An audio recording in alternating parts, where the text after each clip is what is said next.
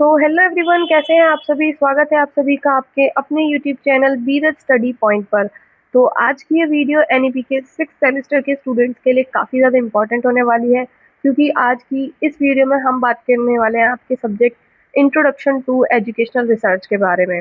और जो क्वेश्चन मैं आपको बताने वाली हूँ, अगर आपने उन क्वेश्चन आंसर्स को अच्छे से प्रिपेयर कर लिया तो आपको आपके एग्जाम में वही सेम क्वेश्चंस देखने को मिलेंगे, ये मेरी गारंटी है।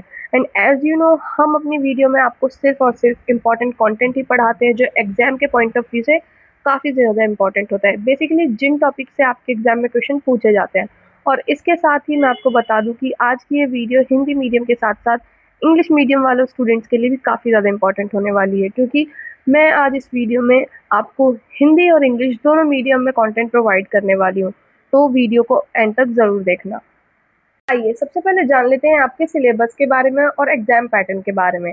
अगर सिलेबस की बात करें तो अब जो आपका लेटेस्ट सिलेबस है हिंदी मीडियम के लिए, इंग्लिश मीडियम के लिए, दोनों के लिए, उसमें 3 यूनिट रहने वाली हैं। यूनिट 1 है आपकी understanding conceptual foundation of research. Unit second है आपकी fundamentals of designing a research. And unit third है आपकी investigating different realities, type and nature of different research method. So ये था आपका सिलेबस। अब बात करें एग्ज़ाम पैटर्न की, तो आपका जो एग्ज़ाम है, आपके एग्ज़ाम में 2 सेक्शन रहने वाले हैं, section A and section B. And आपका जो एग्ज़ाम है वो 90 मार्क्स का होगा। एंड जो टाइम ड्यूरेशन है वो 3 आवर्स की है। 3 घंटे का आपको टाइम मिलेगा इस एग्ज़ाम को करने के लिए। सो ये था आपका एग्ज़ाम का पैटर्न एंड सिलेबस। ये अब बात करते हैं आपके इस सब्जेक्ट के मोस्ट इम्पॉर्टेंट क्वेश्चन आंसर्स के बारे में। तो सबसे पहले जो आपकी यूनिट 1 है, understanding conceptual foundation of research, यानी अनुसंधान की वैचारिक आधारशिलाओं को समझना, जिसके अंदर जो आपका प्रश्न 1 है या क्वेश्चन नंबर 1 है, उसके अंदर बेसिकली ये पूछा गया है कि शैक्षिक अनुसंधान यानी एजुकेशनल रिसर्च से आप क्या समझते हैं और उसके प्रमुख प्रकार कौन-कौन से हैं, उसके मेन जो टाइप्स हैं वो कौन-कौन से हैं, उसका पर्पस क्या है, एजुकेशनल रिसर्च का पर्पस क्या है, उसके की कैरेक्टरिस्टिक्स क्या है, विशेषताएँ, उद्देश्य। तो बेसिकली इस क्वेश्चन में यही पूछा गया है। तो इसके आंसर्स की बात करें, आंसर में सबसे पहले हम आंसर को स्ट्रक्चर्ड बनाने के लिए, व्यवस्थित रूप में दिखाने के लिए हम इंट्रोडक्शन की बात करेंगे। इंट्रोडक्शन लिखना हर आंसर में बहुत इम्पॉर्टेंट है, वो पूरे आंसर को अच्छे से समझाता है। एंड जो टीचर है वो आपको उसके एक्स्ट्रा मार्क्स भी देते हैं। तो सबसे पहले बात करते हैं इंट्रोडक्शन की। तो इंट्रोडक्शन में हम जानेंगे कि एजुकेशनल रिसर्च यानी शैक्षिक अनुसंधान क्या होता है। जो एजुकेशनल रिसर्च यानी शैक्षिक अनुसंधान है वो एक वैज्ञानिक और व्यवस्थित प्रक्रिया है, साइंटिफिक और सिस्टमैटिक प्रोसेस है, जिसके माध्यम से शिक्षा से संबंधित समस्याओं को अध्ययन किया जाता है, उनको समझा जाता है, उनकी स्टडी की जाती है, उनका सॉल्यूशन निकाला जाता है। एंड जो टीचर है, स्टूडेंट है, एडमिनिस्ट्रेटर है, वो अपनी टीचिंग लर्निंग प्रोसेस को इम्प्रूव करते हैं, वो इम्प्रूव करते हैं अपनी एक्टिविटीज़ इस एजुकेशनल रिसर्च के द्वारा। तो एजुकेशनल रिसर्च के अंदर तथ्यों, आंकड़ों और प्रमाणों पर जो आधारित होता है, वो क्वालिटी ऑफ एजुकेशन को इम्प्रूव करता है। एंड जो अच्छी हमें शैक्षिक नीतियाँ बताता है, एंड जिससे जो हमें बहुत इम्पोर्टेंट योगदान देती हैं हमारे एजुकेशन सिस्टम के अंदर। तो ये था आपका इंट्रोडक्शन। आगे बात करते हैं हम कैरेक्टरिस्टिक ऑफ एजुकेशनल रिसर्च के बारे में। जो एजुकेशनल रिसर्च है यानी शैक्षिक अनुसंधान है, उसकी प्रमुख विशेषताएं क्या-क्या हैं?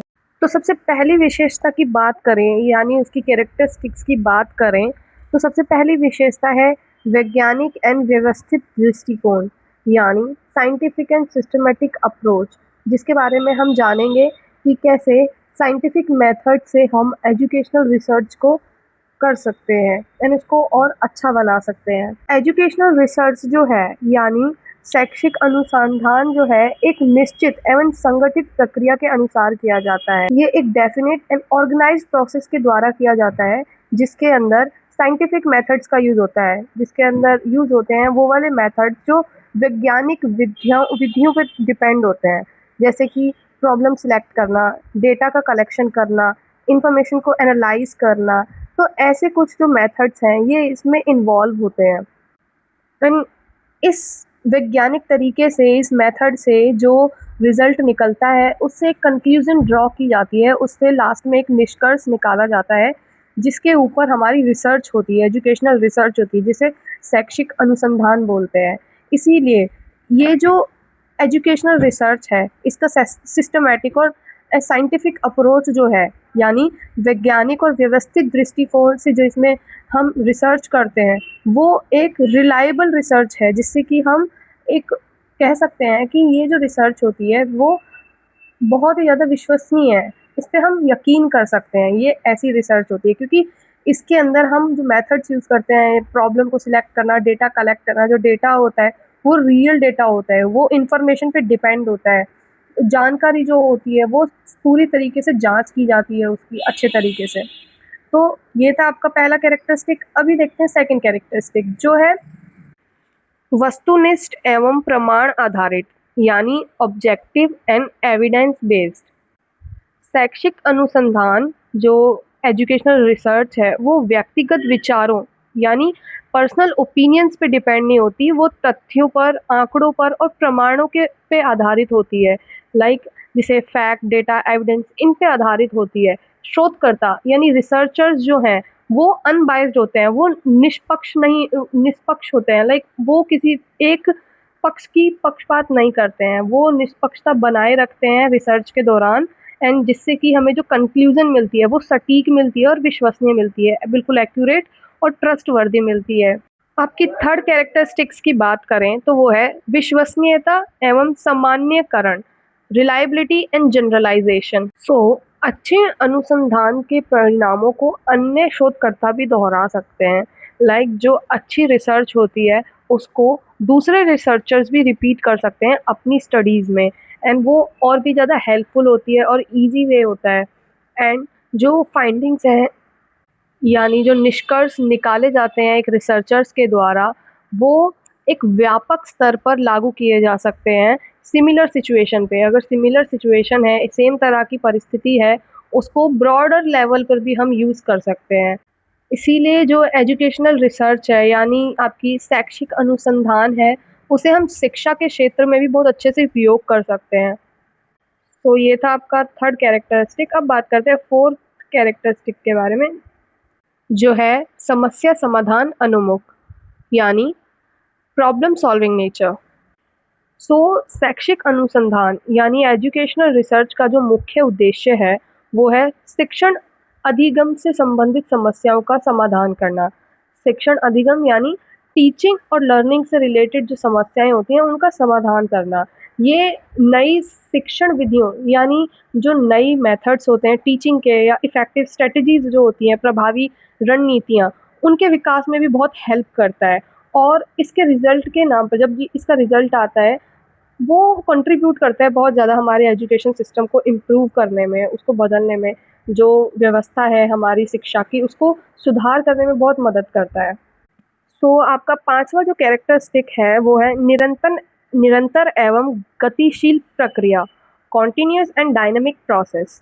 जिसके अंदर जो शैक्षिक अनुसंधान है वो एक सतत प्रक्रिया है, यानी वो एक कॉन्टिन्यूस प्रोसेस है जो समय के साथ बदलती आवश्यकताओं के अनुसार विकसित होता रहता है और नए तथ्यों और अनुभवों के आधार पर पुराने सिद्धांतों में चेंजेस किए जाते रहते हैं इसके अंदर। इसके वजह से जो निरंतर चेंजेस जो हैं, विकास हो रहे होते हैं हमारी शिक्षा के अंदर, और हमारी जो शिक्षा एजुकेशन सिस्टम है वो भी और इम्प्रूव होता है। वो टाइम के साथ पैर मिलाकर चलता है, कदम से कदम मिलाता है और हमें नई से नई अच्छी चीज़ें समझने में मौका देता है।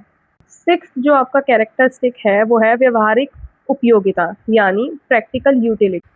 सो शैक्षिक अनुसंधान यानी एजुकेशनल रिसर्च का जो कंक्लूजन निकलता है, उनकी जो निष्कर्ष निकलता है, उनका जो उपयोग है वो स्कूल, कॉलेजेस और अदर एजुकेशनल इंस्टीट्यूट्स में बहुत ज़्यादा किया जाता है। इससे शिक्षण विधियों, पाठ्यक्रम और मूल्यांकन प्रणालियों में सुधार संभव होता है। इसलिए इसका व्यवहारिक महत्व अधिक है, यानी जो एजुकेशनल रिसर्च जो है उसमें इसका प्रैक्टिकल इम्पोर्टेंस बहुत ज़्यादा है, क्योंकि ये टीचिंग मेथड्स को इम्प्रूव करने में हेल्प करता है, जो करिकुलम बना होता है स्कूल में, कॉलेजेस में या एजुकेशन इंस्टीट्यूट्स में, उनको इम्प्रूव करने में बहुत ज़्यादा हेल्प करता है। ये एक सिस्टम को बहुत ज़्यादा इवॉल्व करता है, उसका जो एनवायरनमेंट है उसको वैसा बनाता है जो कि स्टूडेंट अडॉप्ट कर पाएँ और कुछ नई चीज़ें सीख पाएँ, वो खुद को भी एक्सप्लोर कर पाएँ। तो इसकी जो प्रैक्टिकल यूटिलिटी है वो बहुत ज़्यादा है। ये था आपका 6th कैरेक्टरिस्टिक। सो ये थी आपकी कैरेक्टरिस्टिक्स ऑफ एजुकेशनल रिसर्च, जिससे कि हमें एजुकेशनल रिसर्च यानी शैक्षिक अनुसंधान की प्रमुख विशेषताएं पता चलती हैं। आगे बात करते हैं एजुकेशनल रिसर्च के ऑब्जेक्टिव्स एंड इम्पोर्टेंस के बारे में, शैक्षिक अनुसंधान के उद्देश्य और उसके महत्व के बारे में। तो शैक्षिक अनुसंधान के उद्देश्य एवं महत्व के बारे में बात करते हैं, यानी objectives and importance of educational research. सबसे पहले है सॉल्विंग एजुकेशनल प्रॉब्लम्स, यानी शैक्षिक समस्याओं का समाधान। शैक्षिक अनुसंधान का मुख्य उद्देश्य शिक्षण तथा अधिगम से संबंधित समस्याओं का समाधान करना है, यानी जो प्रॉब्लम्स होती हैं टीचिंग और लर्निंग से रिलेटेड, उनको सॉल्व करना होता है, जिससे कि टीचर और स्टूडेंट का एक रिलेशन बिल्ड होता है, जिससे एक एजुकेशनल जर्नी बनती है, एक स्टूडेंट की और टीचर की भी। यह बेहतर शिक्षण विधियों में विकास करता है, उनकी हेल्प करता है। लाइक जो टीचिंग मेथड्स हैं उनको और भी ज़्यादा बेटर बनाता है और भी ज़्यादा विकास करता है उनके अंदर, जिसके परिणाम स्वरूप शिक्षा अधिक प्रभावी बनती है, एजुकेशन और भी ज़्यादा इफ़ेक्टिव बनती है। तो ये था आपका पहला ऑब्जेक्टिव। अब बात करते हैं दूसरे ऑब्जेक्टिव के बारे में, जो है शिक्षा की गुणवत्ता में सुधार, यानी improvement of quality of education. Education की जो क्वालिटी है उसमें क्या-क्या इम्प्रूवमेंट होते हैं एजुकेशनल रिसर्च के द्वारा, हम वो देखेंगे।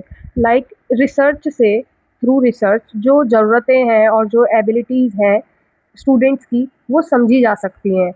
यानी जो विद्यार्थी हैं उनकी आवश्यकताएँ और क्षमताएँ जो हैं वो समझी जा सकती हैं रिसर्च के द्वारा। इससे हम शिक्षण को और भी ज़्यादा अधिक प्रभावशाली बना सकते हैं। शिक्षण यानी टीचिंग को और भी ज़्यादा इफ़ेक्टिव बना सकते हैं स्टूडेंट्स के लिए एंड टीचर्स के लिए भी, जिसके प्रमाण स्वरूप शिक्षा का जो स्तर है वो ऊँचा होता है और एजुकेशन सिस्टम और भी ज़्यादा इम्प्रूव होता है, उसके स्टैंडर्ड्स इम्प्रूव होते हैं। तो ये था आपका सेकंड ऑब्जेक्टिव। अभी बात करते हैं थर्ड ऑब्जेक्टिव, जो है नई शिक्षण विधियों का विकास, development of new teaching methods. Research से हमें नई-नई प्रॉब्लम्स के बारे में पता चलता है एंड उन प्रॉब्लम्स को हम सॉल्व करते हैं। फिर हम जो एजुकेशन में जो क्वालिटी हमें चाहिए, हम उसको आगे चल के इम्प्रूव करते हैं।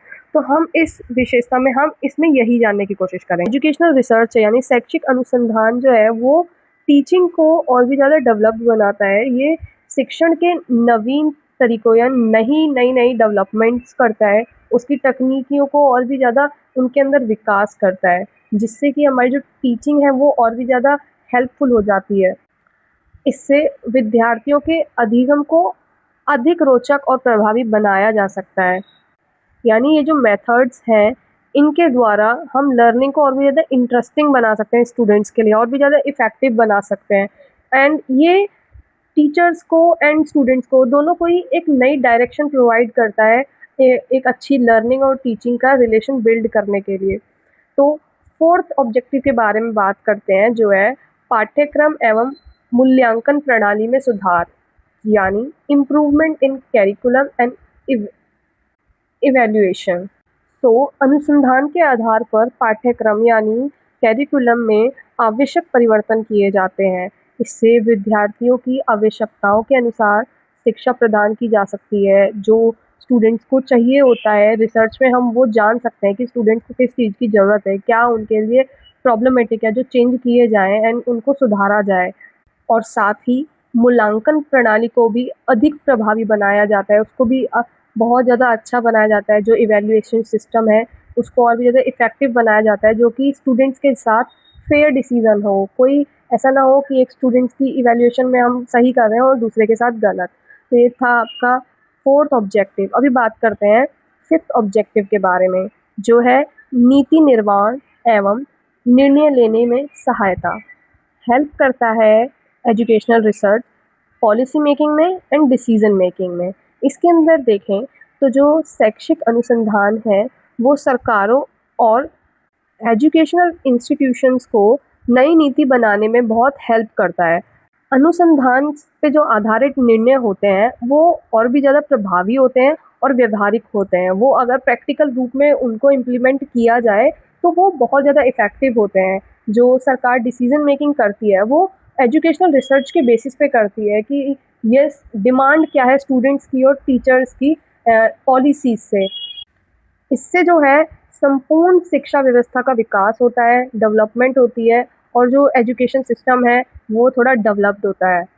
तो ये था आपका 5th ऑब्जेक्टिव। अभी बात करते हैं 6th ऑब्जेक्टिव के बारे में। ज्ञान में वृद्धि एवं नवाचार को प्रोत्साहन, expansion of knowledge and promotion of innovation. इसके अंदर बात करें, शैक्षिक अनुसंधान नए ज्ञान तथा सिद्धांतों के विकास में योगदान देता है।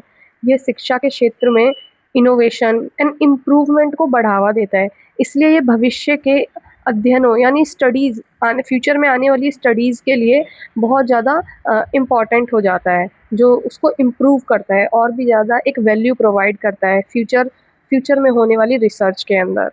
तो ये थे आपके शैक्षिक अनुसंधान के महत्व यानी ऑब्जेक्टिव्स एंड उसकी इम्पोर्टेंस जो एजुकेशनल रिसर्च की हमने अभी जानी। अभी हम आगे बात करते हैं एजुकेशनल रिसर्च और शैक्षिक अनुसंधान के प्रमुख प्रकारों के बारे में, उनके जो मेन टाइप्स हैं उनके बारे में। पहला जो इसका प्रमुख प्रकार है वो है मूलभूत अथवा आधारभूत अनुसंधान, बेसिक और फंडामेंटल रिसर्च। इस प्रकार के अनुसंधान या इस प्रकार की जो रिसर्च है उसका जो उद्देश्य है, उसका जो ऑब्जेक्टिव है वो नए ज्ञान और सिद्धांत का विकास करने पे होता है। ये तत्कालिक समस्या और समाधान की अपेक्षा ज्ञान के विस्तार पर अधिक बल देता है। ये नॉलेज को एक्सपेंड करने पे ज़्यादा फोकस करता है रेदर देन ये प्रॉब्लम को इमीडिएटली सॉल्व करे, ये उस पे ध्यान नहीं देता। सेकंड इसके टाइप की बात करें जो है अनुप्रयुक्त अनुसंधान यानी अप्लाइड रिसर्च। यह जो अनुसंधान है वो व्यवहारिक समस्याओं यानी प्रैक्टिकल प्रॉब्लम्स को समाधान करने के लिए यूज़ किया जाता है, उनकी प्रॉब्लम को सॉल्व करने के लिए यूज़ किया जाता है। इसमें उपलब्ध सिद्धांतों और नियमों का वास्तविक परिस्थितियों में प्रयोग किया जाता है, रियल कंडीशन में उनका यूज़ किया जाता है, जो रियल लाइफ सिचुएशंस होती हैं।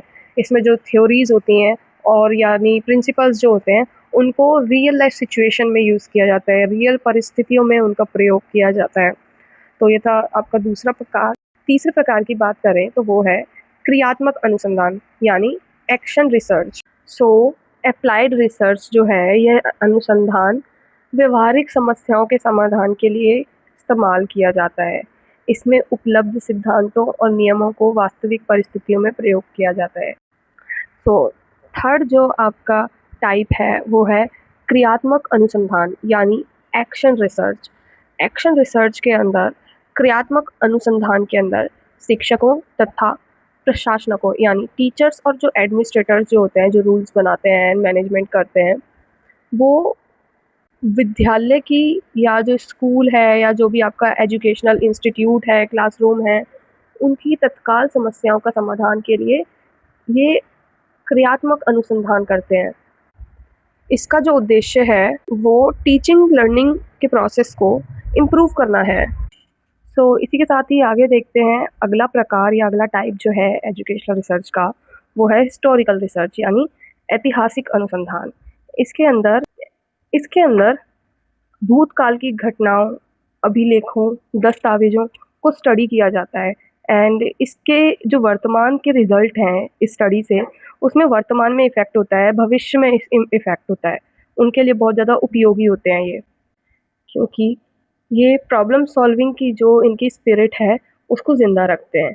जो भी हमारे हिस्टोरिकल इवेंट्स होते हैं, रिकॉर्ड होते हैं, उनसे हमें एक पहचान मिलती है कि क्या प्रॉब्लम हम पहले फेस की जा रही थी जो ख़राब थी सोसाइटी में। एंड ऐसे ही हम इसके जो हिस्टोरिकल रिसर्च हैं उनसे हम देख सकते हैं कि एजुकेशन सिस्टम में जो इवेंट्स हैं, रिकॉर्ड्स हैं और डॉक्यूमेंट्स हैं उनके द्वारा कि कौन सी जो चीज़ें हैं जो पास्ट में ख़राब हुई हैं, जिससे कि हम अपने आने वाले प्रेजेंट को और फ्यूचर को और भी अच्छा बना सकते हैं और एजुकेशन में हम और भी ज़्यादा डेवलपमेंट कर सकते हैं, उसको और भी ज़्यादा अंडरस्टैंडिंग बना सकते हैं हमारे आने वाले कल के लिए। पांचवा जो इसका प्रकार है वो है डिस्क्रिप्टिव रिसर्च यानी वर्णनात्मक अनुसंधान। इसमें वर्तमान परिस्थितियों, घटनाओं, समस्याओं का वर्णन तथा विश्लेषण किया जाता है।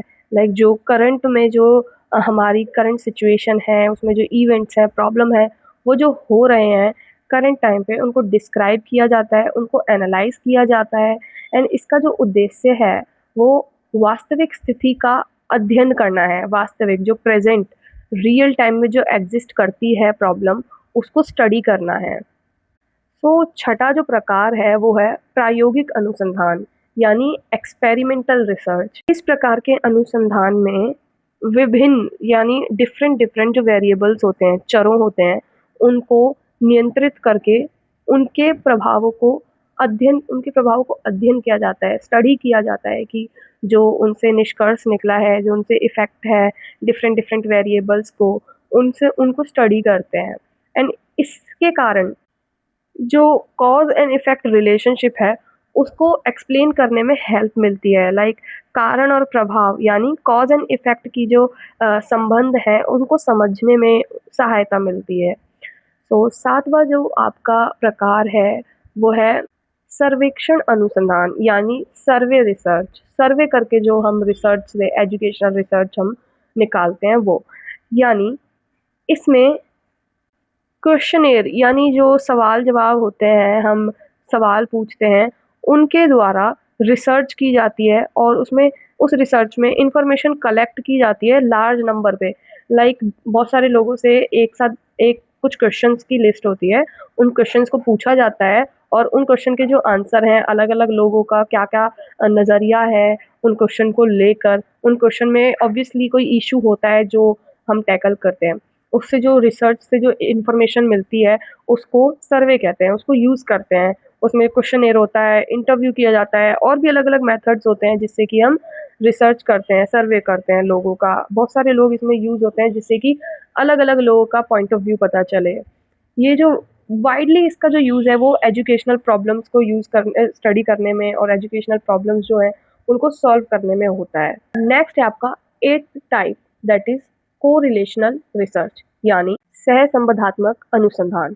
इस प्रकार के एजुकेशनल रिसर्च में यानी अनुसंधान में 2 या 2 से अधिक चरों यानी वेरिएबल्स के बीच में संबंधों का अध्ययन किया जाता है, उनकी स्टडी की जाती है।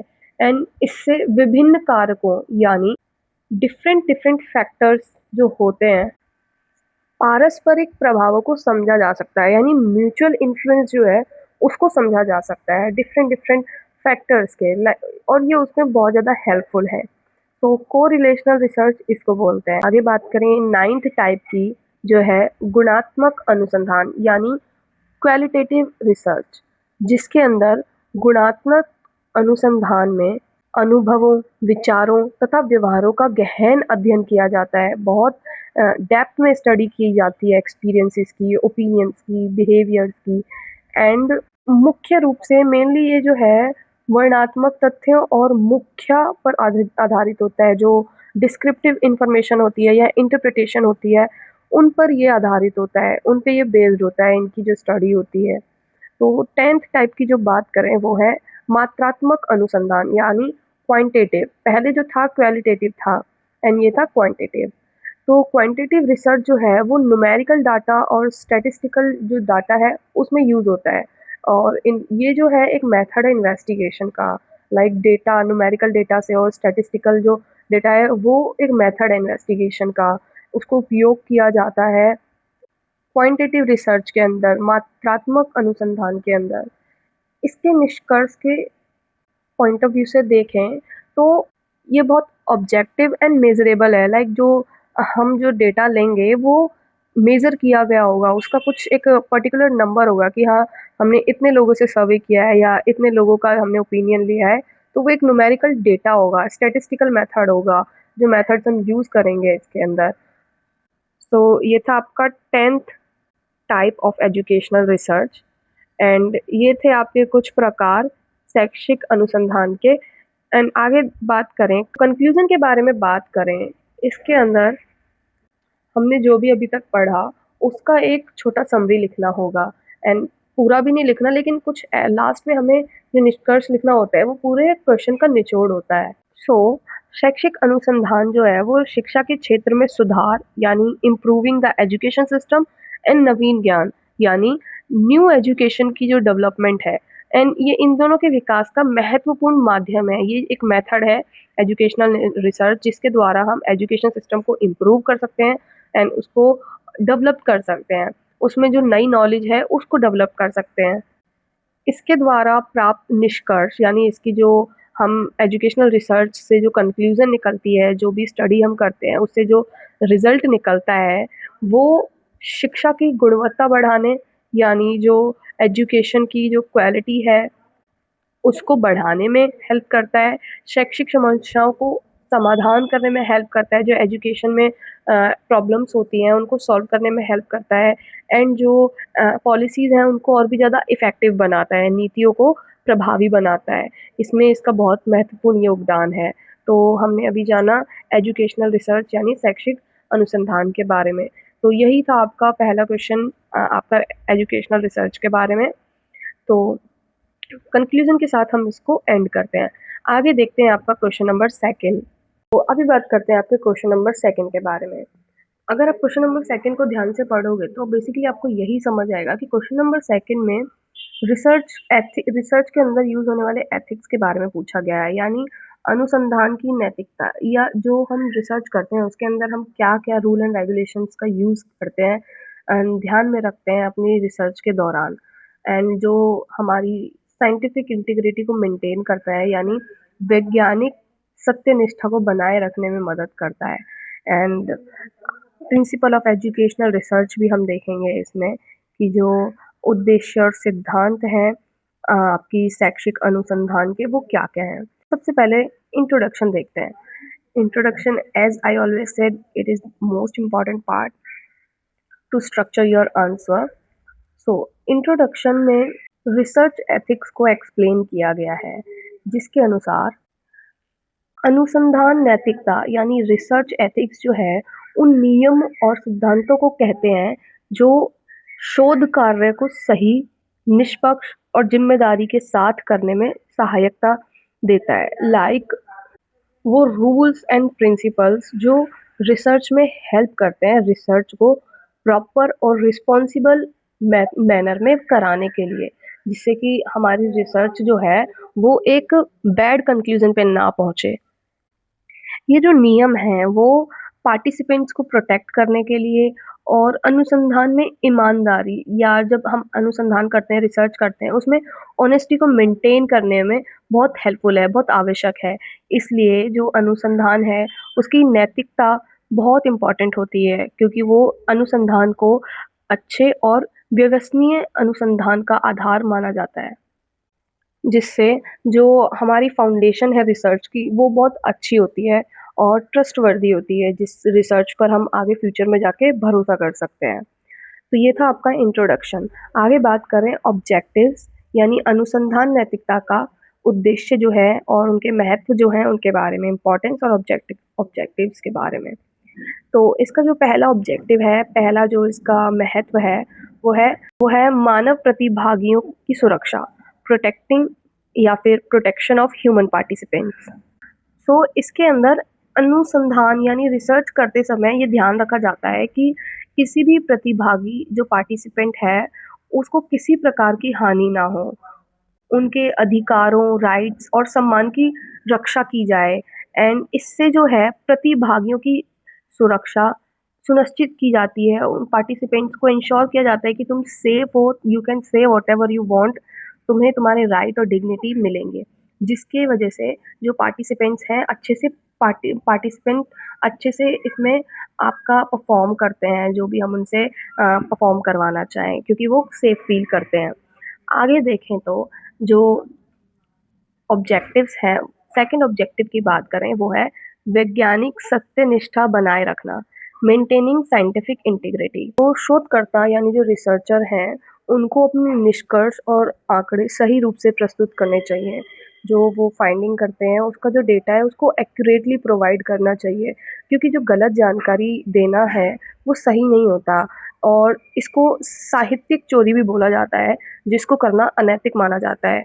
इससे अनुसंधान की विश्वसनीयता बनी नहीं रहती एंड अगर ये ऐसे चोरी की जाएगी, जानकारी हम खराब देंगे तो इससे अनुसंधान की विश्वसनीयता खराब होगी, वो रिलायबल नहीं रहेगा एंड इससे क्रेडिबिलिटी भी खराब होगी उसकी, वो ट्रस्टवर्दी नहीं रहेगा। इसीलिए जो रिसर्चर्स हैं उनको अपनी जानकारी और आंकड़े जो उनकी रिसर्च के हैं उनको सही ही प्रोवाइड करना ज़रूरी होता है, वरना वो ना भी करें तो उस रिसर्च को कंसिडर नहीं करेंगे।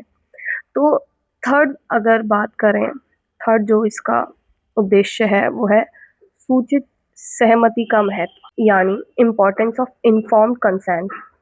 अनुसंधान में प्रतिभागियों को शामिल करने से पहले उनकी अनुमति प्राप्त करनी ज़रूरी होती है एंड उनसे पूछना चाहिए, उनकी परमिशन लेनी चाहिए पार्टिसिपेंट से कि हम तुमसे कैसे क्वेश्चंस करने वाले हैं एंड कौन से टॉपिक से करने वाले हैं, तुम्हारी सहमति है कि अपना पॉइंट ऑफ व्यू इससे प्रस्तुत करोगे। एंड उन्हें अध्ययन यानी स्टडी के उद्देश्य और संभावित प्रभावों की पूरी जानकारी दी जानी चाहिए, क्योंकि इससे उनकी स्वतंत्रता और अधिकार सुरक्षित रहते हैं एंड वो तुम पे और भी ज़्यादा ट्रस्ट कर गए, तुम्हारी जो रिसर्च है उसमें पार्टिसिपेट करते हैं। तो ये था थर्ड उद्देश्य। बात करते हैं फोर्थ उद्देश्य के बारे में, जो है गोपनीयता और निजता सुनिश्चित करना, ensuring प्राइवेसी एंड कॉन्फिडेंशियलिटी। इसके अंदर प्रतिभागियों की जो व्यक्तिगत जानकारी है उसको सुरक्षित रखा जाता है, उनकी जो यानी पार्टिसिपेंट्स की जो पर्सनल इंफॉर्मेशन है उसको सिक्योर रखा जाता है। उनकी अनुमति के बिना किसी भी जानकारी को सार्वजनिक नहीं किया जाता, यानी जो उनकी इंफॉर्मेशन है, पर्सनल इंफॉर्मेशन, उसको पब्लिक नहीं किया जाता उनकी परमिशन के बिना, जो रिसर्च के द्वारा पता चलती है। ये जो है ये हेल्प करता है एक ट्रस्ट बिल्ड करने में रिसर्चर और पार्टिसिपेंट के बीच में, जिससे कि जो रिसर्च है वो बहुत फ्लुएंटली चलती है। तो इसी के साथ आगे बात करते हैं पांचवें उद्देश्य की, जो है निष्पक्षता और न्याय को बढ़ावा देना, प्रमोटिंग फेयरनेस एंड जस्टिस। तो इसके द्वारा सभी प्रतिभागियों के साथ समान व्यवहार किया जाता है, किसी भी व्यक्ति या समूह के साथ भेदभाव नहीं किया जाता है। इससे अनुसंधान यानी जो आपकी रिसर्च है उसमें निष्पक्षता बनी रहती है, उसमें कोई भी बायस नहीं होता, फेयरनेस बनी रहती है एंड जो आपकी रिसर्च को बहुत अच्छे से चलाती है। आगे बात करते हैं आपकी सिक्स्थ उद्देश्य के बारे में, जो है उत्तरदायित्व और पारदर्शिता को बढ़ावा देना, प्रमोटिंग अकाउंटेबिलिटी एंड ट्रांसपेरेंसी, जिसके द्वारा शोधकर्ता यानी जो रिसर्चर है वो अपने कार्य और निष्कर्षों को लेके बहुत ज़्यादा जिम्मेदार रहता है, जो रिस्पॉन्सिबल हो जाता है एक्शंस को, और जो उसके द्वारा फाइंडिंग्स हैं जो होंगी उनको लेके वो जिम्मेदार हो जाता है एंड वे सभी जानकारियों को स्पष्ट और सही रूप से प्रस्तुत करते हैं जो रिसर्चर हैं। इससे अनुसंधान की गुणवत्ता बढ़ी रहती है, जो क्वालिटी है रिसर्च की वो इम्प्रूव होती है। तो ये थे आपके ऑब्जेक्टिव्स और उद्देश्य। रिसर्च में जो एथिक्स होते हैं उनकी अनुसंधान नैतिकता जो होती है उनके ऑब्जेक्टिव्स थे ये। आगे बात करते हैं हम अनुसंधान नैतिकता के प्रमुख सिद्धांत, जो मेजर प्रिंसिपल्स हैं रिसर्च एथिक्स के। तो जो पहला प्रिंसिपल है वो है व्यक्ति के प्रति सम्मान, रिस्पेक्ट फॉर पर्सन्स। हर व्यक्ति के अधिकारों और विचारों को सम्मान किया जाना चाहिए, किसी को भी उसकी इच्छा के विरुद्ध अनुसंधान में शामिल नहीं करना चाहिए कि जो रिसर्च हो रही है किसी की परमिशन के बिना उनको उसमें पार्टिसिपेट करने के लिए मजबूर किया जाए, ये अच्छी चीज़ नहीं होती है, ये एथिक्स के खिलाफ होता है। इससे व्यक्ति की गरिमा बनी रहती है अगर हम उसके अधिकारों और उसके विचारों को सम्मान देंगे तो। ये था आपका फर्स्ट प्रिंसिपल। आगे जारी रखते हैं हम सेकंड प्रिंसिपल के साथ, जो है हितकारिता यानी बेनिफिसेंस, जिसका मतलब है इस अनुसंधान का उद्देश्य लोगों को लाभ पहुंचाना होना चाहिए एंड जो शोध के दौरान होने वाली संभावित शोध माने जो स्टडी जो की जा रही होती है उसके दौरान जो होता है संभावित हानि को कम करने का प्रयास किया जाता है एंड इससे प्रतिभागी का जो पार्टिसिपेंट्स जो है उनका वेलफेयर होता ही होता है, इंश्योर होता है, सुनिश्चित होता है। आगे बात करते हैं अपने थर्ड प्रिंसिपल के बारे में, जो है न्याय यानी जस्टिस। सभी प्रतिभागियों यानी पार्टिसिपेंट्स जो हैं उनके साथ समान व्यवहार करना चाहिए, एक जैसा ट्रीट करना चाहिए, सबको इक्वली ट्रीट करना चाहिए। किसी एक समूह यानी किसी एक ग्रुप को अधिक लाभ या अधिक हानि नहीं पहुंचानी चाहिए किसी एक की तरफ टिल्टेड नहीं होना चाहिए कि उसको हम ज़्यादा बेनिफिट दे रहे हो एक ग्रुप को, और एक जो ग्रुप है वो सफ़र कर रहा हो दूसरों के मुकाबले। एंड अगर हम ऐसा करते हैं एंड बायस नहीं रहते हैं, सबको इक्वली ट्रीट करते हैं, तो इससे जो जस्टिस है वो मेंटेन रहता है हमारे रिसर्च के अंदर, जो न्याय है वो बना रहता है।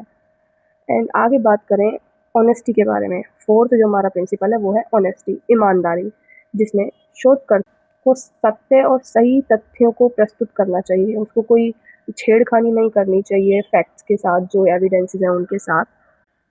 उसे किसी प्रकार की धोखाधड़ी या गलत जानकारी से बचना चाहिए। इससे अनुसंधान जो रिसर्च है उसमें विश्वसनीयता बनी रहती है, उसमें रिलायबिलिटी रहती है, वो ट्रस्टवर्दी रिसर्च बनती है। सो ये था आपका फोर्थ प्रिंसिपल। आगे बात करते हैं फिफ्थ प्रिंसिपल के बारे में, जो है गोपनीयता यानी कॉन्फिडेंशियलिटी, जिसमें प्रतिभागियों की जो निजी जानकारी है उसको सुरक्षित रखना आवश्यक होता है। उनकी जानकारी को बिना उनकी अनुमति, बिना उनकी परमिशन के किसी अन्य व्यक्ति को नहीं बताना चाहिए, किसी दूसरे इंसान को नहीं बताना चाहिए, क्योंकि इससे जो है विश्वास, मतलब एक ट्रस्ट और सुरक्षा, सिक्योरिटी बनी रहती है पार्टिसिपेंट्स एंड रिसर्चर्स के बीच में। सो ये था आपका फिफ्थ प्रिंसिपल। आगे बात करते हैं सिक्स्थ प्रिंसिपल। आई होप आपको सब समझ आ रहा होगा। तो नेक्स्ट बात कर रहे हैं हम सिक्स्थ प्रिंसिपल के बारे में, दैट इज़ उत्तरदायित्व यानी रिस्पॉन्सिबिलिटी। शोधकर्ता को अपने कार्यों और निर्णयों के प्रति जिम्मेदार होना चाहिए। ये सब हमने पहले भी पढ़ा है जब हम ऑब्जेक्टिव्स के बारे में पढ़ रहे थे, कि जो रिसर्चर है उसको रिस्पॉन्सिबल होना चाहिए अपने एक्शन और अपने डिसीजंस को लेकर। उसे सभी नैतिक नियमों का पालन करना चाहिए। उनको सारे जो एथिकल रूल्स हैं जो हमने अभी तक पढ़े, वो उनका जो ऑब्जेक्टिव है वो कितना इम्पॉर्टेंट है, किसी भी रिसर्च को बहुत इम्पॉर्टेंट बनाता है। उनको वो जो एथिकल रूल्स हैं उनको फॉलो करना चाहिए, उनके जो प्रिंसिपल्स हैं उनको फॉलो करना चाहिए। एंड इससे जो अ, अनुसंधान है, जो रिसर्च है वो सही और विश्वसनीय बनती है, वो प्रॉपर होती है, ट्रस्टवर्दी बनती है। एंड इसी के साथ ही आपके प्रिंसिपल ख़त्म हो जाते हैं। एंड आगे हम चलते हैं कंक्लूजन पे, जो इस क्वेश्चन की कंक्लूजन है। इस क्वेश्चन का निष्कर्ष यह निकलता है कि अनुसंधान नैतिकता यानी जो हमारे रिसर्च के एथिक्स हैं, रूल प्रिंसिपल्स जो होते हैं, वो प्रतिभागियों की सुरक्षा और अनुसंधान में ईमानदारी बनाए रखने के लिए बहुत ज़्यादा इम्पॉर्टेंट होते हैं। इसके सिद्धांत शोधकर्ताओं को जिम्मेदारी, निष्पक्षता और सत्यनिष्ठा के साथ-साथ कार्य करने के लिए प्रेरित करते हैं, कि फेयरनेस से और रिस्पॉन्सिबिलिटी लेके एंड इंटीग्रिटी के साथ जो है रिसर्चर काम करें। ये जो प्रिंसिपल है ये वो रिसर्चर्स को एनकरेज करते हैं ऑनेस्ट रहने के लिए। इसलिए जो अनुसंधान है, अनुसंधान के नैतिकता है, जो एथिक्स हैं, वो फाउंडेशन है, आधारशिला है भरोसेमंद और आपकी विश्वसनीय, रिलायबल और ट्रस्टवर्दी रिसर्च की। तो अभी बात करते हैं क्वेश्चन नंबर थर्ड के बारे में। क्वेश्चन नंबर थर्ड को अगर आप ध्यान से देखोगे तो बेसिकली आपको यही समझ आएगा कि क्वेश्चन नंबर थर्ड में यही पूछा गया है, जो सामान्य कौशल है यानी जेनेरिक स्किल्स, उसके कितने प्रकार हैं, वो कौन कौन से हैं, एंड वो कितनी इम्पॉर्टेंट है हमारी एजुकेशन में। और जो लाइफ स्किल्स एजुकेशन है, जो लर्नर्स के बीच में होती है, जो शिक्षार्थियाँ जो होते हैं उनके बीच में जो ये स्किल है वो कितनी इम्पॉर्टेंट है, इसका जो रोल है, जो टीचर्स प्रोवाइड करते हैं ये लाइफ स्किल एजुकेशन, वो उसका जो रोल है उसके बारे में। तो क्वेश्चन नंबर थर्ड जो है आपको वो हमारे पीडीएफ के अंदर मिल जाएगा। पीडीएफ को डाउनलोड करने के लिए आपको लिंक डिस्क्रिप्शन में मिल जाएगा। So go and download the PDF. करते हैं क्वेश्चन नंबर फोर के बारे में। क्वेश्चन नंबर फोर में बेसिकली पूछा गया है नैतिक विचारों के बारे में, यानी एथिकल कंसिडरेशन के बारे में। एंड जो नैतिक विचार होते हैं उनके इन्फ्लुएंस जो होता है स्कोप एंड डायरेक्शन यानी क्षेत्र और दिशा पे, उनके बारे में, उससे जो प्रभावित होता है, किस प्रकार का प्रभाव जो होता है उसके द्वारा क्षेत्र और दिशा में, उसके बारे में पूछा गया है।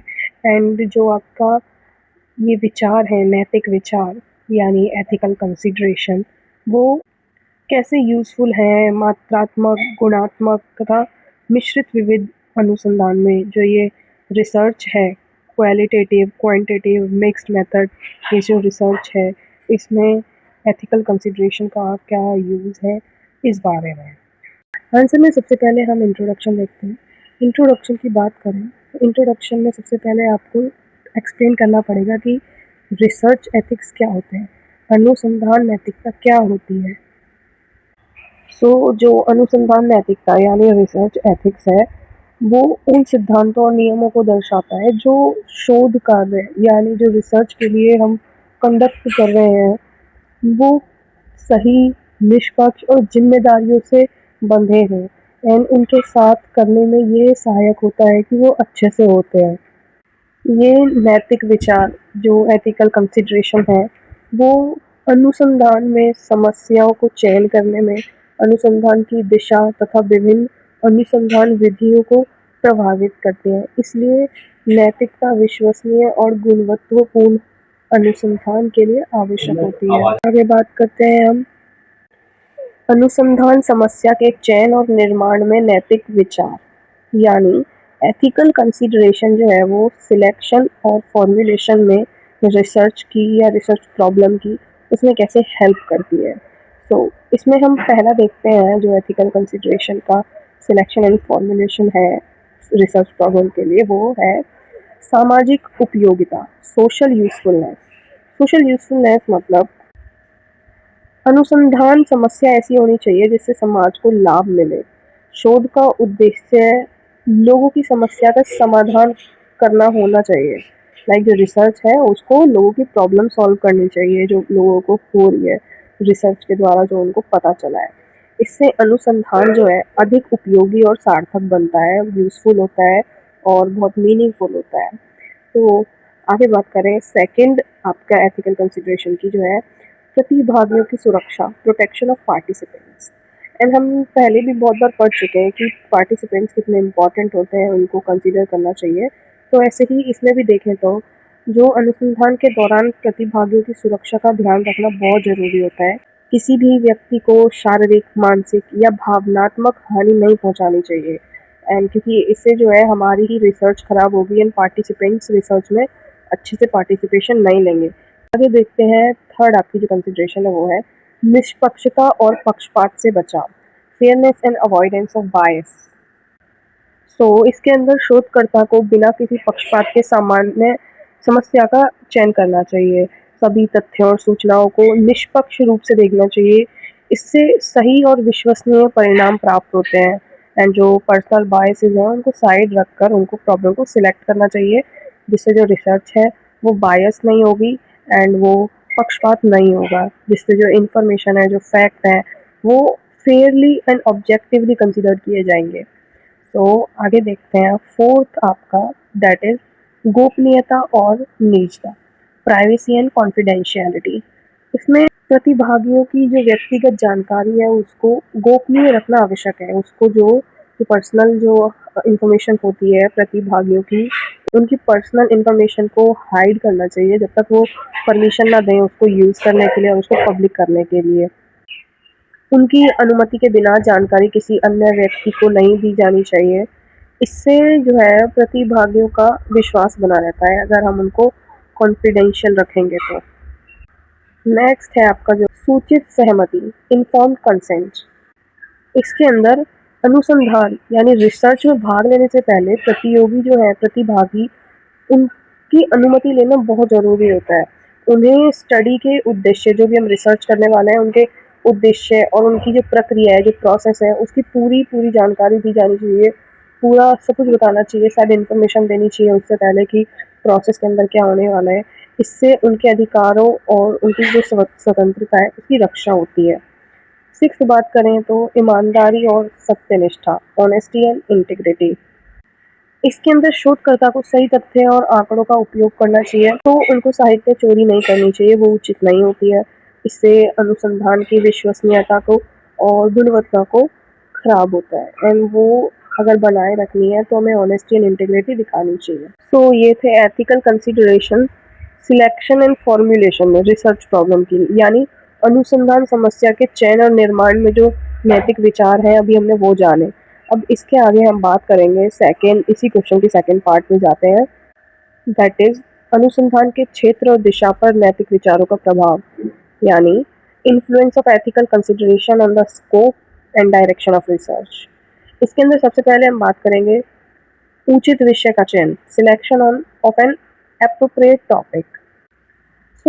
नैतिक विचार जो है वो शोधकर्ता को यानी रिसर्चर को सही और उपयोगी विषय चुनने में सहायता करता है। इससे अनुसंधान समाज के लिए अधिक लाभदायक बनता है तथा समय और संसाधनों को उचित उपयोग होता है और उनको उचित उपयोग करने का उद्देश्य मिलता है, जिससे कि सोसाइटी को भी बेनिफिट होता है। एंड ये जो प्रॉपर यूज़ है टाइम का, रिसोर्सेज का, वो भी अच्छे से होता है इसमें। बात करें आपका सेकंड जो इन्फ्लुएंस है एथिकल कंसिडरेशन पे, किसका है? सामाजिक उत्तरदायित्व का, सोशल रिस्पॉन्सिबिलिटीज का। यानी शोधकर्ता यानी रिसर्चर को समाज के हित में और उसकी आवश्यकताओं को ध्यान में रख के ही काम करना चाहिए। अनुसंधान का उद्देश्य समाज के विकास में योगदान देना होना चाहिए। इससे अनुसंधान का महत्व बढ़ता है, जो हमारी रिसर्च है वो बहुत इम्पोर्टेंट बनती है, मीनिंगफुल बनती है सोसाइटी के लिए भी। आगे बात करें हम आपके थर्ड इन्फ्लुएंस की, तो थर्ड है संवेदनशील विषयों पे सावधानी, केयर इन सेंसिटिव टॉपिक्स। तो जो सेंसिटिव टॉपिक्स होती हैं लाइक महिलाएं, बच्चे या और भी जो सेंसिटिव टॉपिक होते हैं, संवेदनशील जो ग्रुप होते हैं, उनसे जुड़ी उनके विषय में जो बातें होती हैं उनके टाइम पे विशेष सावधानी रखनी चाहिए। उनके अधिकारों और उनकी भावनाओं का सम्मान करना चाहिए, ये बहुत आवश्यक है। इससे नैतिक मूल्यों की रक्षा होती है, जो एथिकल वैल्यूज़ हैं सोसाइटी की, उनको प्रोटेक्ट किया जा सकता है इसके द्वारा। आगे बात करें फोर्थ इन्फ्लुएंस की, वो है विश्वसनीय परिणामों को बढ़ावा, प्रमोशन ऑफ रिलायबल रिजल्ट्स। सो नैतिक नियमों का पालन करने से अनुसंधान के निष्कर्ष अधिक सही और विश्वसनीय बनते हैं। यानी जो एथिकल प्रिंसिपल्स हैं उनको अगर फॉलो करेंगे तो रिसर्च में जो हम फाइंड करेंगे वो और भी ज़्यादा एक्यूरेट होगा, ट्रस्टवर्दी होगा, एंड जो हमारी रिसर्च होगी वो और भी ज़्यादा यूज़फुल होगी। इससे अन्य लोग भी उन परिणामों पर विश्वास कर सकते हैं। इसलिए अनुसंधान जो है उसकी गुणवत्ता में वृद्धि होती है, इसलिए उसकी क्वालिटी जो है रिसर्च की वो इम्प्रूव होती है। सो ये था आपका फोर्थ इन्फ्लुएंस। अभी बात करते हैं हम फिफ्थ इन्फ्लुएंस पे, दैट इज नैतिक मानकों का पालन, फॉलोइंग एथिकल स्टैंडर्ड्स। शोधकर्ता यानी रिसर्चर को सभी नैतिक नियमों और दिशा निर्देशों का पालन करना चाहिए। दिशा निर्देशों यानी गाइडलाइंस का पालन करना चाहिए, उनको फॉलो करना चाहिए। इससे अनुसंधान सही और जिम्मेदारी पूर्ण तरीके से किया जाता है। यह वैज्ञानिक सत्यनिष्ठा को मजबूत बनाता है, ये इसे स्ट्रेंथन होती है साइंटिफिक इंटीग्रिटी, और ये रिस्पॉन्सिबल होता है तो और भी ज़्यादा रिसर्च अच्छी होती है। जो रिसर्च है वो अच्छे से कंडक्ट होती है, प्रॉपरली होती है। और so next is sixth influence, that is समाज के हित को प्राथमिकता, mean priority to social welfare. इसके अंदर अनुसंधान का उद्देश्य केवल व्यक्तिगत लाभ नहीं होना चाहिए, लाइक जो रिसर्च है वो लिमिटेड नहीं होनी चाहिए पर्सनल बेनिफिट्स पे। इसके जो परिणाम है वो समाज और मानव कल्याण के लिए उपयोगी होने चाहिए। लाइक जो इसकी जो फाइंडिंग्स लास्ट में इसका जो रिजल्ट होगा वो यूज़फुल होना चाहिए सोसाइटी के लिए और ह्यूमन वेलफेयर के लिए। इससे रिसर्च का सामाजिक महत्व बढ़ता है, सोसाइटी की नज़रों में जो सिग्निफिकेंस है वो इंक्रीज होता है किसी भी रिसर्च का। तो ये थे नैतिक विचारों का प्रभाव अनुसंधान के क्षेत्र और दिशा पर। इसी के साथ ही हम आगे बढ़ते हैं आपकी यूनिट सेकंड से, जो आपका क्वेश्चन नंबर 5 है उसकी तरफ। यूनिट सेकंड है आपकी फंडामेंटल्स ऑफ रिसर्च डिज़ाइन। तो इसके अंदर हम जानेंगे जो अनुसंधान है उसकी मूलभूत अवधारणाएं क्या हैं, उसको उसके फंडामेंटल्स क्या हैं रिसर्च के। लाइक जैसे कि आपके क्वेश्चन नंबर 5 में आप अगर उसे ध्यान से देखोगे तो इसमें आपको बेसिकली यही पता चलेगा कि जो प्रॉब्लम है रिसर्च के अंदर, हम जो एक प्रॉब्लम पे रिसर्च कर रहे होते हैं उसको ढूंढने का जो प्रोसेस है वो क्या होता है। समस्या जो होती है उसकी जो पहचान की समस्या पहचान करने का जो वर्णन करने का तरीका है वो क्या होता है। एंड यहाँ पे स्पेशली एक प्रोसेस की बात करी है जिसका नाम है statement of the problem. Statement of the problem यानी समस्या का कथन। उससे जो हम प्रॉब्लम जो हमारी फॉर्म होती है स्टेटमेंट ऑफ द प्रॉब्लम से, वो कितनी इंपॉर्टेंट होती है और वो पार्ट कितना इंपॉर्टेंट है हमारी प्रॉब्लम की फॉर्मुलेशन में, प्रॉब्लम को बनाने में, समस्या के निर्माण करने में। समस्या का कथन कितना इंपॉर्टेंट है इसके बारे में हम जानेंगे। क्राइटेरिया जानेंगे कि क्या क्या क्राइटेरिया है प्रॉब्लम को फाइंड करने में। देन जब हम ये सब जान जाएंगे, इससे हमें क्या फ़ायदा है कि हम रिसर्च को एक सिस्टमैटिक तरीके से कर सकते हैं। तो आगे इसी के आंसर के ऊपर बात करेंगे। आंसर में सबसे पहले देखते हैं इंट्रोडक्शन। इंट्रोडक्शन में हम जानते हैं कि एजुकेशनल रिसर्च क्या होता है। एजुकेशनल रिसर्च हम बहुत पढ़ चुके हैं पहले भी, जिसका मतलब होता है शैक्षिक अनुसंधान। शैक्षिक अनुसंधान एक वैज्ञानिक तथा व्यवस्थित प्रक्रिया है, यानी ये साइंटिफिक और सिस्टमैटिक प्रोसेस है, जिसके अंदर हम क्या देखते हैं कि जो शिक्षा से रिलेटेड प्रॉब्लम्स हैं, उन समस्याओं को हम स्टडी करते हैं एंड उन स्टडी से हम उन समस्याओं का समाधान खोजने की कोशिश करते हैं। यह जो हमारी एजुकेशनल रिसर्च है, जब हम करेंगे, तो इससे जब हम प्रॉब्लम्स फाइंड करेंगे, उन प्रॉब्लम के बेसिस पे जो प्रॉब्लम्स हुई हैं, उन प्रॉब्लम्स को कैसे जानते हैं, हम पार्टिसिपेंट्स को पार्टिसिपेट कराते हैं अपनी रिसर्च के अंदर, उनके ओपिनियंस लेते हैं, जिससे कि हमें अलग-अलग प्रॉब्लम्स के बारे में पता चलता है। देन हम उन प्रॉब्लम्स को सॉल्व करने की कोशिश करते हैं। एजुकेशनल रिसर्च से हमें ये वाली हेल्प मिलती है। तो एजुकेशनल रिसर्च टीचर्स को, स्टूडेंट्स को और जो एडमिनिस्ट्रेटर होते हैं, यानी प्रशासक जो होते हैं, जो पॉलिसीज़ वगैरह बनाते हैं, आप उसको गवर्नमेंट कह सकते हो, लीडर्स कह सकते हो, उनको हेल्प करता है जो टीचिंग लर्निंग प्रोसेस है उसको इम्प्रूव करने में। तो ये था इंट्रोडक्शन आपका, जिसमें हमने जाना कि एजुकेशनल रिसर्च का मतलब क्या होता है। आगे हम बात करेंगे अनुसंधान समस्या की पहचान एवं निर्माण, यानी identification and formulation of research problem. तो अनुसंधान समस्या की पहचान एवं निर्माण का अर्थ ये है कि किसी विषय यानी टॉपिक या प्रश्न यानी क्वेश्चन या किसी समस्या या फिर मतलब कह सकते हैं किसी प्रॉब्लम को स्पष्ट रूप से निर्धारित करना, उसको बताना कि हम जो रिसर्च करने वाले हैं, हम इन प्रॉब्लम्स पे, इन क्वेश्चंस पे रिसर्च करेंगे। उनको बोलते हैं अनुसंधान की समस्या जो हम फॉर्म करते हैं। किसी भी रिसर्च से पहले रिसर्च की प्रॉब्लम जो उसका बेसिस बताती है कि रिसर्च किस पे बात करने वाली है, वो फॉर्म होता है।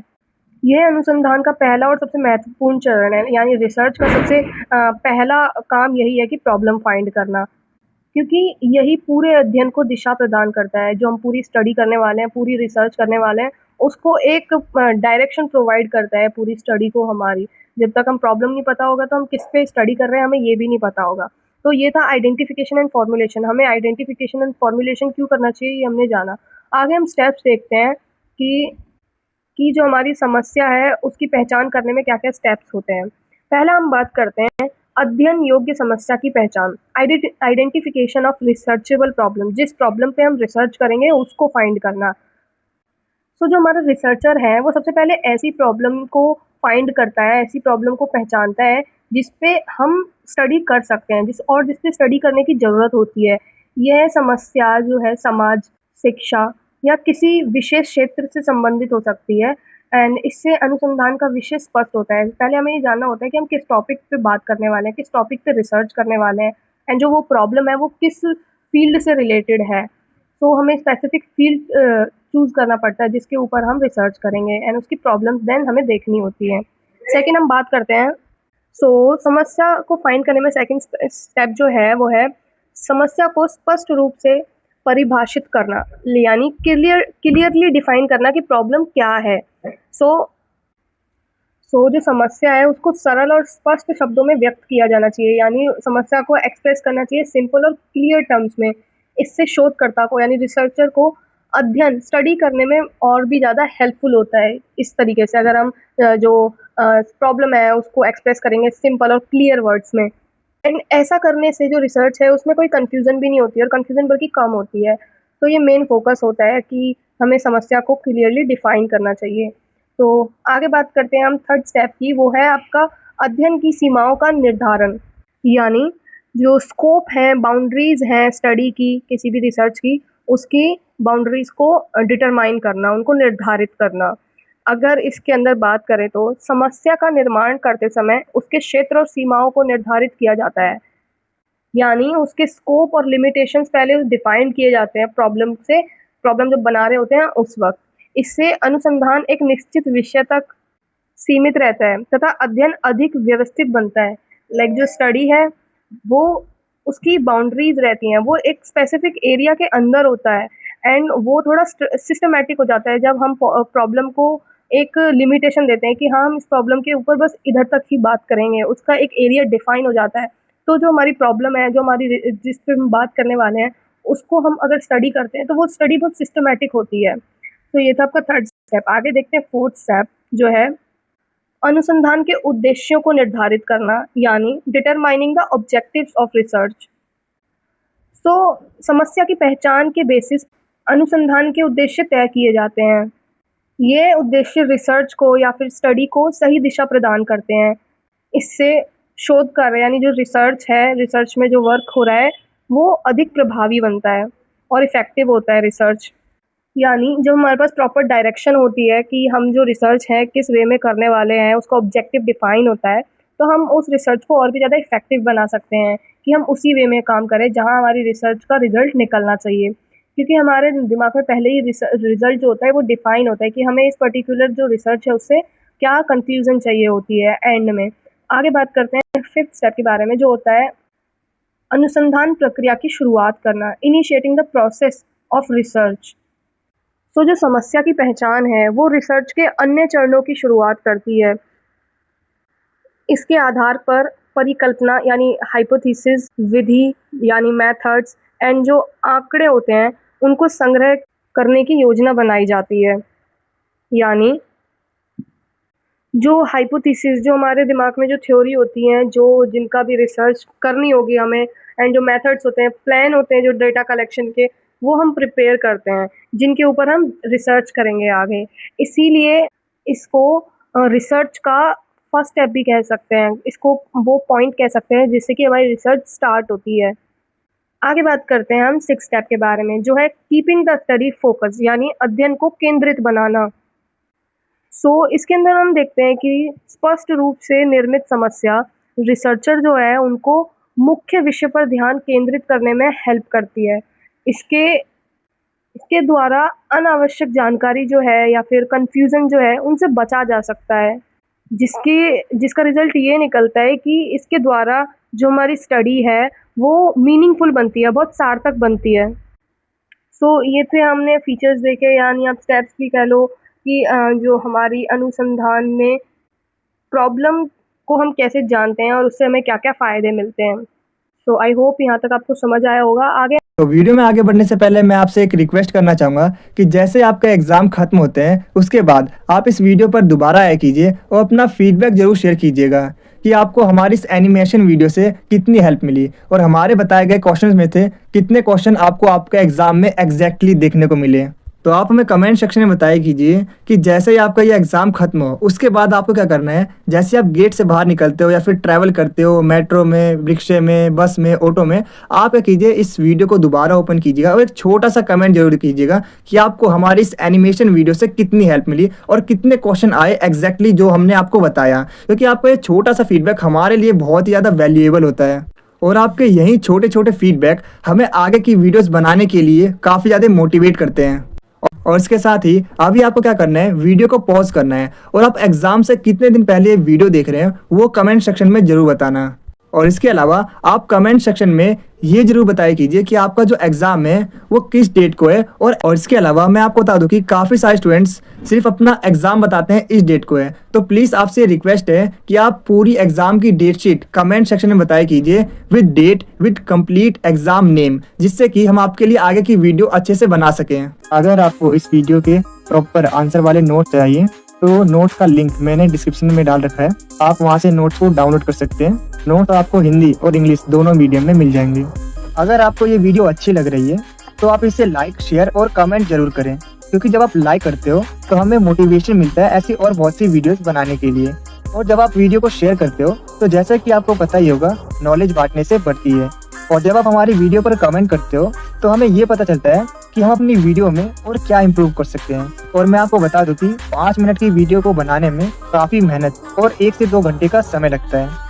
तो आप हमारी वीडियो को लाइक, शेयर और कमेंट जरूर करें ताकि हम आपके लिए ऐसी ही और वीडियोस को ला सकें। और कमेंट में ये जरूर बताना कि आपको नेक्स्ट वीडियो किस टॉपिक पर चाहिए। तो चलिए वीडियो में आगे बढ़ते हैं। तो बाकी के जो मोस्ट इंपॉर्टेंट क्वेश्चंस हैं वो आपको हमारे इस पीडीएफ के अंदर मिलने वाले हैं और इस पीडीएफ का लिंक मैंने आपको अपने इस वीडियो के डिस्क्रिप्शन बॉक्स में प्रोवाइड कर दिया है। आप वहां से इस पीडीएफ को इजीली डाउनलोड कर सकते हो। देखिए, मैं आपको बताना चाहूँगा कि इस टाइप की वीडियो बनाने में काफ़ी ज़्यादा टाइम लगता है और आपके एग्जाम्स बहुत ही ज़्यादा नज़दीक है, तो मैं आपको यही रिकमेंड करूँगा कि पीडीएफ को डाउनलोड कीजिए और अपने एग्जाम में अच्छा स्कोर कीजिएगा। जैसे ही आप हमारी पीडीएफ को डाउनलोड करते हो, सबसे ऊपर यहाँ पर आपको शो होगा सब्जेक्ट का नेम, जो कि है इंट्रोडक्शन टू एजुकेशनल रिसर्च। जैसा कि आप देख सकते हो हमारी पीडीएफ के अंदर आपको लेटेस्ट सिलेबस, एग्जाम पैटर्न और इसके बाद यूनिट बाय यूनिट हर एक यूनिट के मोस्ट इंपॉर्टेंट क्वेश्चंस देखने को मिलने वाले हैं। और मैं आपको बता दूं कि ये वो सभी क्वेश्चंस हैं जो कि अभी तक आपके एग्जाम में अलग अलग ईयर में अलग अलग तरीके से पूछे गए हैं। और इसके जो आंसर्स हैं वो ईजी टू अंडरस्टैंडेबल लैंग्वेज में हैं। अगर आप 1 से 2 बार भी पढ़ते हो तो आपको जो आंसर्स हैं वो डायरेक्टली याद हो जाएंगे। और इसके अलावा मैं आपको बता दूं कि ये जो इसके जो आंसर्स हैं वो काफ़ी ज़्यादा एक्यूरेट हैं। अगर आप इन आंसर्स को अपने एग्जाम में लिख के आते हो तो आप डेफिनेटली अपने एग्जाम में अच्छा स्कोर कर पाओगे। तो यहाँ पर होती है हमारी पीडीएफ खत्म। आपको ये वीडियो कैसे लगी कमेंट में जरूर बताना। Thanks for watching this video.